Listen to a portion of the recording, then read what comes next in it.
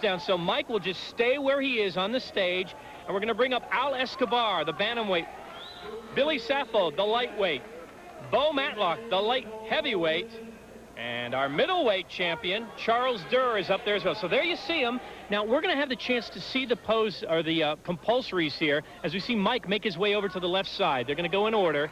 And take us through it. Walk us through it. Again, you see the contrast in the weight classes, and it's relative to the heights. You're going from short to kind of tall, and in each height and weight class, you're getting bigger and bigger. And they're being compared on an equal basis from the calves on up to the traps at the top, base of the neck.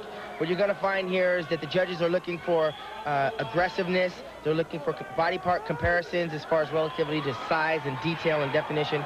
And then they're going to be taking into account the overall package. And again, we got the contrast between Bo Matlock and Mike Matarazzo and the freakiness size of Matarazzo, because he's huge, and the genetic shape of a Bo Matlock. How can that not be an advantage, though, this quote-unquote freakiness size, when you've got him checking in at what, 231 pounds, and then you've got Al Escobar coming in at 140. Yeah, it's an advantage. And unfortunately for the shorter guys, the lightweights and the bantamweights and the middleweights, they have a tendency to get overlooked when it comes down to the overall, because what you find is guys that are taller and heavier have the same attributes as the guys in the bantamweights and the light heavyweights. And a lot of times, most of us are conditioned to assume that bigger is better, and that weighs to the advantage of the heavyweight and light heavyweight. Charles Durr is holding his own in the middle there, in the middleweight, on the back shot, for sure. He certainly is. And this is a good reason that they have division winners. Unfortunately, only one person here gets a pro card.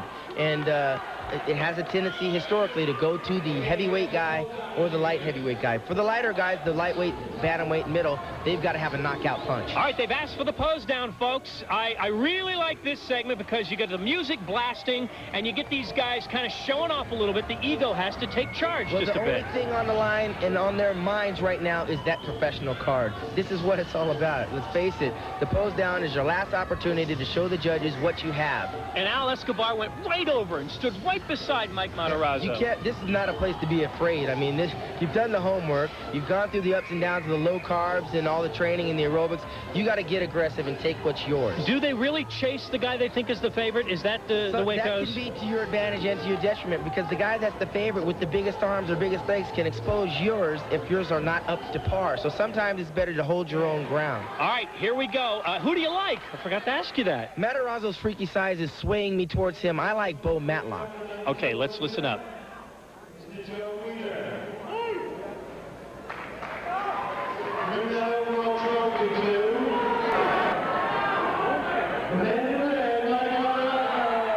Mike Matarazzo. Well, you were torn.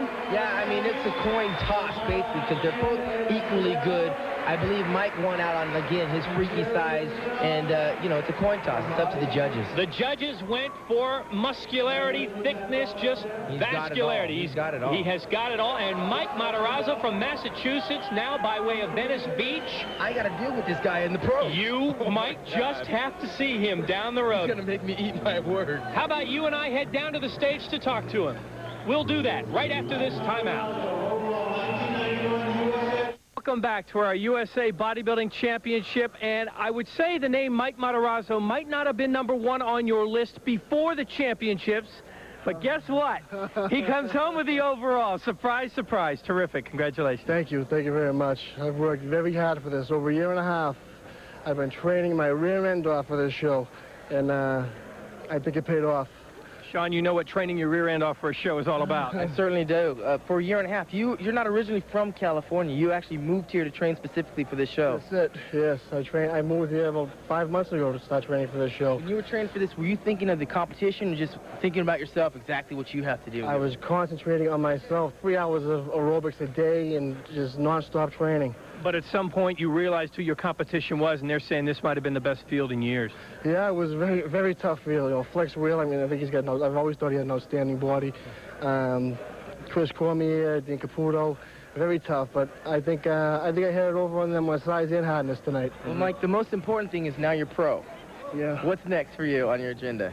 Oh, God. You know, this is still sinking into me, but I got dreams of standing next to you on the Olympia stage. All right, Mike, congratulations to you. Thank you. Good job. Yes, and for Mike and Lonnie and, of course, Sean Ray, this is Joe Fowler at the USA Championships. We'll see you next time. Good night, everybody.